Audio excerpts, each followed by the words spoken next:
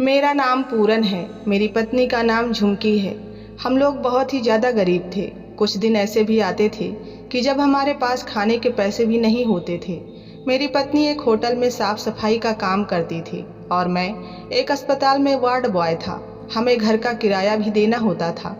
हमारी शादी को 3 साल हो चुके थे, लेकिन हमारे हालात अच्छे नहीं चल रहे थे। कभी कभी मेरी पत्नी अपने होटल से कुछ बचा खुचा खाना ले आती थी, जो हम दोनों मिलकर खा लेते थे।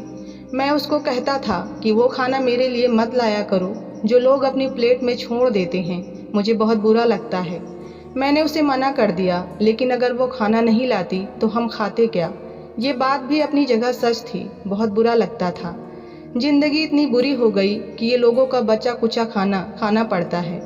घर के किराए के साथ ही बिजली का बिल और घर के सौदे भी लेने पड़ते थे, जो हम दोनों की तनख्वाह से पूरे नहीं होते थे। मैं बहुत ज़्यादा परेशान रहता था, लेकिन मैं एक अच्छा इंसान था। मैंने आज तक किसी के साथ कुछ बुरा नहीं किया था। मैं गलत तरीके से पैसे नहीं कमाना चाहता था, नहीं तो आजकल तो अस्पताल वगैरह में बहुत रिश्वत चलती है। आप अस्पताल की सप्लाई का सामान बेच सकते हैं। मेरे साथ कुछ लोग ये सब कुछ करते थे, लेकिन मैं ऐसा नहीं करता था, बल्कि मैंने उन लोगों को भी पकड़वा दिया जो ये काम करते थे। इसीलिए मेरा कोई दोस्त भी नहीं था जो मुश्किल में मेरे काम आ सके। मुझे मेरी पत्नी का ही सहारा था, जो जैसे तैसे मेरे साथ थी। हम दोनों ही ज़्यादा पढ़े लिखे नहीं थे। मैंने सिर्फ हाई स्कूल किया हुआ था और मेरी पत्नी तो बिल्कुल भी पढ़ी लिखी नहीं थी। फिर कुछ बहुत ही अजीब हुआ, जिसके बारे में मैंने कभी सोचा नहीं था। एक दिन मैंने पत्नी के पास बहुत सारे पैसे देखे और आज पहली तारीख नहीं थी कि उसे तनख्वाह मिली हो।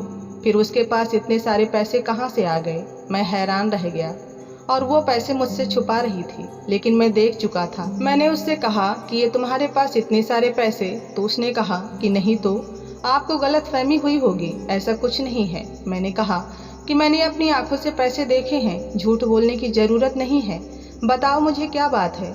फिर उसने मुझे कहा कि दरअसल वो होटल में एक औरत का पर्स रह गया था और उसमें से पैसे मैंने निकाल लिए। मैंने कहा कि पहले तो तुम लोगों के बचे खुचे खाने घर पर लाया करती थी, अब तुमने चोरी भी करना शुरू कर दिया। उसने कहा इसमें चोरी कैसी, वो अपना पर्स भूल गई थी और ये मुझे मिल गया तो ये मेरा हो गया। मैंने कहा कि ऐसा बिल्कुल भी नहीं है, हो सकता है वो कल को अपना पर्स लेने के लिए वापस आए, फिर तुम क्या करोगी? मैंने कहा कि मुझे कोई भी फसाद नहीं चाहिए, ये पैसे तुम वापस कर दो, मैनेजर को दे दो। उसका कहना था कि होटल के मैनेजर को दे दिए तो वो अपनी जेब में डाल लेगा, जिसके पैसे हैं उसको वापस नहीं करेगा। मैंने कहा कि वो चाहे पैसे उसको वापस करे या ना करे, लेकिन तुम तो अपनी तरफ से कोई गलत काम नहीं कर रही होगी ना, तुम ये पैसे वापस कर देना। मेरी पत्नी ने कहा कि ठीक है, और अगले दिन वो पैसे वापस कर दिए और दूसरे दिन हमारे पास इतने भी पैसे नहीं थे कि हम कुछ खा लेते।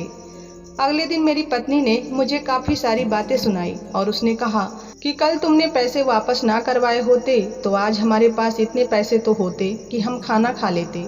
मैंने उससे कहा कि देखो, मैं हमेशा सही काम करता हूँ, मुझे गलत काम करना पसंद नहीं है और तुम भी एक अच्छी इंसान थी, इसीलिए मैंने तुमसे शादी की थी।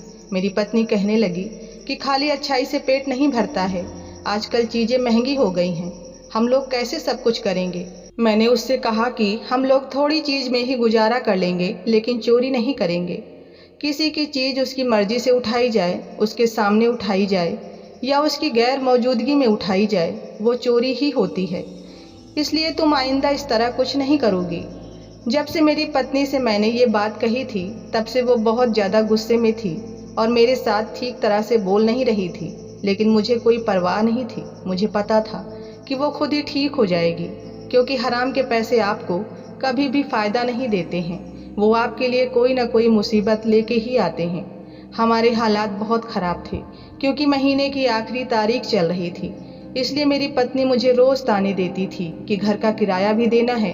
वो पैसे भगवान की तरफ से मिले थे, हो सकता है भगवान ने हमारी मदद के लिए भेजे हों, लेकिन आप ऐसी बातों को नहीं समझते। आप तो बस सच्चाई के पुजारी हैं।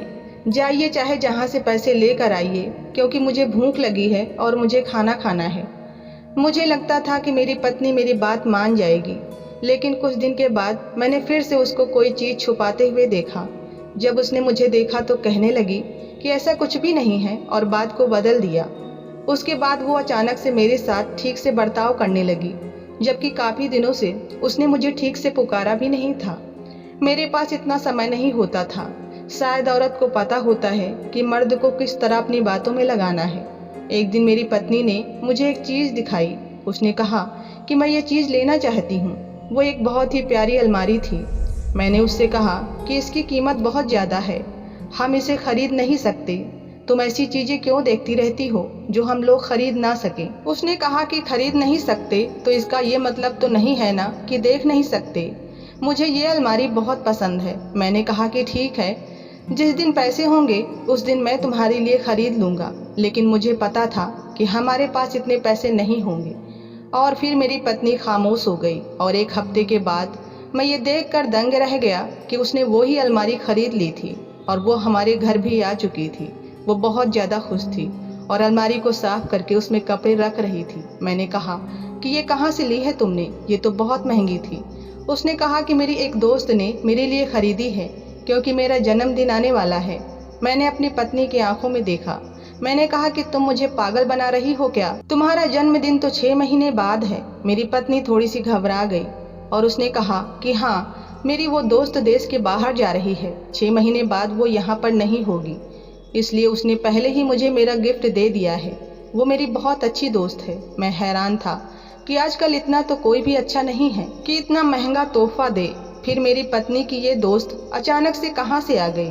मेरी पत्नी कहती थी कि मैं तो साफ सफाई का काम करती हूँ, इसलिए मुझसे कोई दोस्ती भी नहीं करता है। और जो मेरे पुराने दोस्त थे वो भी मुझसे नाराज़ हो गए हैं और उन्होंने भी मेरे साथ उठना बैठना बंद कर दिया है। और अब मेरी पत्नी का ये कहना था कि ये एक नई दोस्त है जो बहुत ही अच्छी है, जिसको इस बात से कोई फ़र्क नहीं पड़ता कि मैं क्या काम करती हूँ। पत्नी की बातें और उसकी हरकतें मुझे बिल्कुल भी समझ नहीं आ रही थी। उस पर यकीन करने को दिल नहीं करता था। उसकी बात का मेरे पास कोई जवाब नहीं होता था। मैंने कहा कि ठीक है, अगर तुम्हारी दोस्त ने दी है तो, क्योंकि मुझे ये भी अच्छी तरह से पता था कि मेरी पत्नी के पास इतने पैसे कहाँ से आएंगे, और अगर इसके पास पैसे आएंगे तो वो यही सोचेगी कि घर का कोई सामान ले लेते हैं। हो सकता है उसकी दोस्त ने उपहार में दिया हो। मैं भी शायद ज़रूरत से ज़्यादा ही सोच रहा था। मेरे पास बिल्कुल भी पैसे नहीं थे, फिर भी मेरी पत्नी ने मेरा साथ दिया था। मुझे उसके बारे में इस तरह से नहीं सोचना चाहिए था। इसलिए 1 महीना हो गया और मैंने इस बात को भी भुला दिया। सब कुछ ठीक जा रहा था, लेकिन एक दिन मेरी पत्नी बेहोश हो गई। मैं उसे उठाकर डॉक्टर के पास ले गया। डॉक्टर ने कहा कि आपकी पत्नी को मिट्टी से एलर्जी हो गई है, आप इनसे कहें कि ये मिट्टी वाला कोई भी काम ना करे। मैं हैरान रह गया कि मेरी पत्नी को अचानक से ये सब कुछ कैसे हो गया। डॉक्टर ने कहा कि अगर ये मिट्टी में काम करेंगी तो इसी तरह बार बार बेहोश हो जाएंगी और इनकी तबीयत खराब हो जाएगी। शायद ये बीमारी मेरी पत्नी को मिट्टी में काम करने से ही लगी थी, क्योंकि वो साफ सफाई का ही काम किया करती थी। जब मैंने उसको बताया तो वो ये सोचकर ज़्यादा हैरान थी कि मैं काम नहीं करूँगी तो पैसे कहाँ से आएंगे। मैंने उससे कहा कि पैसे ज़रूरी नहीं है, तुम्हारी सेहत ज़्यादा ज़रूरी है। आज से तुम काम पर नहीं जाओगी, हम थोड़े पैसों में ही गुजारा कर लेंगे। मेरी पत्नी मुझसे झगड़ा करने लगी और उसने कहा कि थोड़े पैसों में तो हमारा गुजारा होगा ही नहीं। तुम्हें पता है कि हमारे कितने ज़्यादा खर्च हैं, और मैं बच्चा पैदा करना चाहती हूँ, लेकिन इसी वजह से नहीं करती क्योंकि हमारे पास पैसे नहीं हैं। अब अगर मैंने भी काम करना छोड़ दिया तो हमारे हालात और बुरे हो जाएंगे। मैंने अपनी पत्नी को कहा कि मैं अभी जिंदा हूँ, मर नहीं गया हूँ, खुद कुछ कर लूँगा, तुम्हें परेशान होने की ज़रूरत नहीं है। मैं तुम्हारे लिए कोई ऐसा काम ढूंढूंगा जिसमें तुम्हें मिट्टी और गंदगी में काम ना करना पड़े। तब तक तुम घर पर आराम करो। मैं अपनी पत्नी के लिए कोई भी काम ढूंढने वाला नहीं था। उसने बहुत काम कर लिया था, ये मैंने उसे चुप कराने के लिए कहा था और वो भी खामोश हो गई थी। 2 दिन के लिए वो काम पर नहीं गई। अब उसकी तबीयत काफ़ी ठीक थी। उसने मुझसे कहा कि मेरी तबीयत बिल्कुल ठीक है। मैंने कहा कि अच्छी बात है, और आराम करो ताकि तुम्हारी तबीयत और भी ठीक हो जाए। लेकिन अचानक से वो कहने लगी कि मुझे काम पर जाना है। मैंने झुमकी को गुस्सा करते हुए कहा, कोई ज़रूरत नहीं है काम करने की, चुपचाप आराम करो। मेरी बात सुनकर वो चुप थी, लेकिन ऐसा लग रहा था कि वो बहुत ज़्यादा गुस्से में है। और फिर ऐसा हुआ कि मैं हैरान रह गया। दूसरे दिन जब मैं घर पर आया तो मेरी पत्नी घर पर नहीं थी। मैंने कहा कि ये कहाँ जा सकती है, उसका फ़ोन भी बंद था। और वो पता नहीं कहाँ चली गई थी। मैं उसके लिए काफ़ी परेशान हो रहा था, लेकिन वो उसी टाइम पर वापस आई जिस टाइम पर वो काम से वापस आया करती थी। और मैंने उसे देखा, उसके पास एक बैग भी था जो वो काम पर जाते हुए साथ लेकर जाती थी। मुझे पता चल गया कि वो काम पर गई थी। मैंने कहा कि क्या ज़रूरत थी काम पर जाने की, तो उसने कहा कि मेरी तबीयत बिल्कुल ठीक है और मैं घर पे रहकर बोर हो रही थी, इसीलिए चली गई। मैंने कहा कि तुम किस तरह के इंसान हो, तुम बोर हो रही थी तो काम करने चली गई, तुम्हें क्या वो काम करना अच्छा लगता है? उसने कहा कि मुझे वो काम करना अच्छा लगता है या नहीं, लेकिन मुझे पैसे कमाना अच्छा लगता है। मैंने कहा कि इतने पैसे तो मिलते नहीं तुम्हें, थोड़े से पैसे मिलते हैं, फिर भी पागल हो रही हो। खैर मैंने उसे मना किया, लेकिन उसने अगले दिन भी वही किया। उसकी तबीयत खराब थी, उसे मिट्टी से एलर्जी थी, पर वो यूं ही काम करने के लिए बार बार जा रही थी। मुझे ऐसा लगने लगा कि कोई गड़बड़ जरूर है। मेरी पत्नी काम करने के लिए इतनी ज़्यादा बेचैन क्यों हो रही है? फिर एक दिन मैंने सोचा कि मैं उसके रेस्टोरेंट में जाता हूँ और उन लोगों को ही कहता हूँ कि इसको नौकरी से निकाल दे, क्योंकि ये तो घर पर बैठने वाली है नहीं। मुझे ये आइडिया बहुत अच्छा लगा। मैं वहाँ पर चला गया और मैंने जाकर मैनेजर से बात की। जब मैंने उसको कहा कि मेरी पत्नी को नौकरी से निकाल दे, तो उसने कहा कि कौन सी पत्नी है आपकी, नाम बताएं उसका। मैंने नाम बताया तो वो सोच में पड़ गया। मैं हैरान हुआ कि क्या ये मेरी पत्नी के बारे में नहीं जानता। उसने कहा कि आपकी पत्नी तो यहाँ 1 साल पहले काम करती थी, अब तो वो यहाँ पर काम नहीं करती है और हमने उसे निकाला भी इसीलिए था क्योंकि वो अपना काम ठीक से नहीं कर रही थी। ये सुनकर मैं हैरान रह गया। मेरी पत्नी वहाँ काम नहीं करती, उसे वहाँ से निकाल दिया गया और ये 1 साल पुरानी बात है, लेकिन उसने मुझे बताया तक नहीं। उन्होंने कहा कि वो यहाँ पर काम नहीं करती है, आपको कोई गलतफहमी हुई है। मैं बहुत परेशान हो गया, कुछ समझ नहीं आ रहा था कि मैं क्या करूँ। फिर मेरी पत्नी कहाँ जाती थी, क्या काम करती थी, वो पैसे कहाँ से लाती थी?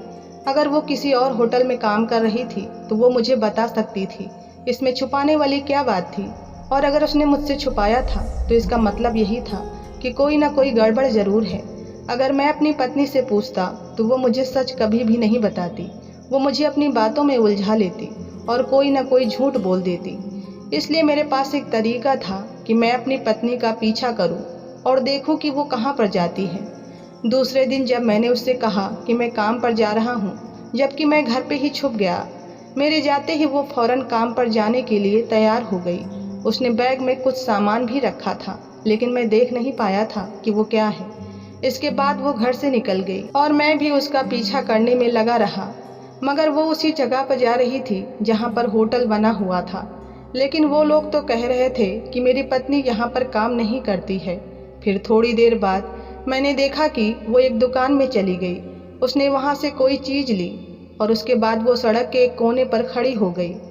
थोड़ी थोड़ी देर के बाद एक आदमी आकर उसके पास खड़ा हो जाता। वो आदमी कुछ देर वहाँ पर खड़ा रहता, फिर मेरी पत्नी को कोई इशारा करता। मेरी पत्नी उसको एक चीज़ दे देती जो इतनी छोटी थी कि दूर से दिख भी नहीं रही थी, और वो आदमी मेरी पत्नी को ढेर सारे पैसे दे देता। मैं दंग रह गया कि मेरी पत्नी कर क्या रही है।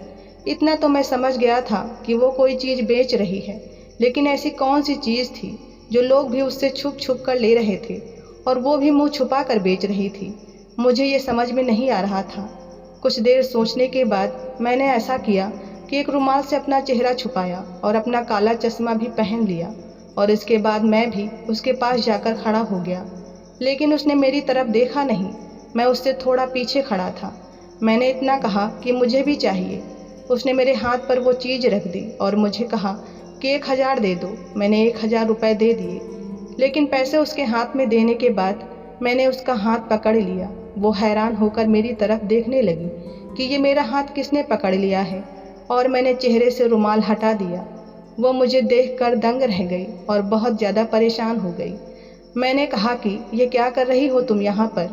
उसके चेहरे का रंग उड़ गया, उसकी ज़बान उसका साथ नहीं दे रही थी। वो मैंने कहा सीधा यहाँ से चुपचाप मेरे साथ घर चलो। हम लोग घर आ गए और मैंने उससे पूछा। मैं बहुत ज़्यादा परेशान था क्योंकि जो चीज़ मेरे हाथ में थी वो कुछ और नहीं बल्कि एक नशे वाली चीज़ थी। वो ड्रग्स था। मेरी पत्नी गैर कानूनी तरीके से ड्रग्स का धंधा किया करती थी। सड़क पर खड़े होने की वजह से उसे मिट्टी से एलर्जी हुई थी, क्योंकि सड़क के साइड में ही एक बिल्डिंग बन रही थी। मेरी पत्नी बुरी तरह रोने लगी और उसने मुझे कहा कि मुझे नौकरी से निकाल दिया गया था। मैंने वहाँ पर चोरी करने की कोशिश की थी। उसके बाद मुझे कुछ समझ नहीं आ रहा था कि मैं क्या करूँ। मैंने अपनी पत्नी को कहा कि वो ये सामान वापस करके आए और दोबारा इस तरह का कोई काम न करे। ये एक ऐसी चीज़ है जिसको खाकर लोग अपनी सेहत और ज़िंदगी सब कुछ बर्बाद कर लेते हैं, और तुम ऐसी चीज़ को ही बेचती हो। तुम्हें शर्म आनी चाहिए। अगर तुमने ये काम नहीं छोड़ा तो मैं तुम्हें छोड़ दूंगा। मेरी पत्नी परेशान हो गई। उसने कहा कि मैं ये काम छोड़ दूंगी, और उसने ऐसा ही किया। उसने मुझसे माफ़ी मांगी और मैंने उससे कहा कि मैं तुम्हें माफ़ तो कर रहा हूँ, लेकिन दोबारा अगर मुझे इस तरह की किसी बात का पता चला तो मैं तुम्हें पुलिस के हवाले कर दूंगा। वो ये सब इसलिए कर रही थी कि हम गरीब थे, लेकिन उसके बाद से मैं उस पर नज़र भी रखता था। उसने जो भी किया बहुत गलत किया। अपना भविष्य संवारने और जल्दी अमीर होने के चक्कर में कई लोगों की ज़िंदगी तबाह की। फिर मैंने उसे समझाया कि ये नशा अगर कोई औरत मुझे दे, इस नशे की लत मुझे लग जाए तो तेरे दिल पर क्या गुजरेगी। इनमें से कितने ऐसे लोग होंगे जिनके छोटे छोटे बच्चे होंगे, कितने लोग ऐसे होंगे जो घर के अकेले कमाने वाले होंगे, सिर्फ उन्हीं की कमाई से घर चलता होगा, और इस तरह तुम्हारी वजह से अपनी वो कमाई इस गलत काम में बर्बाद करें। क्या ये अच्छी बात है? अपनी ज़िंदगी को अच्छा बनाने के लिए किसी की ज़िंदगी में कांटे ना भरें। आप ऐसा करने से ज़िंदगी में कभी भी सुकून हासिल नहीं कर सकते, बल्कि आप जैसा किसी के साथ करेंगे कल वैसा ही आपके साथ होगा। इसलिए हर हाल में ईश्वर का धन्यवाद करें। कहानी पसंद आई हो तो वीडियो को लाइक करें, चैनल को सब्सक्राइब करें। मिलते हैं नई कहानी के साथ, तब तक के लिए धन्यवाद।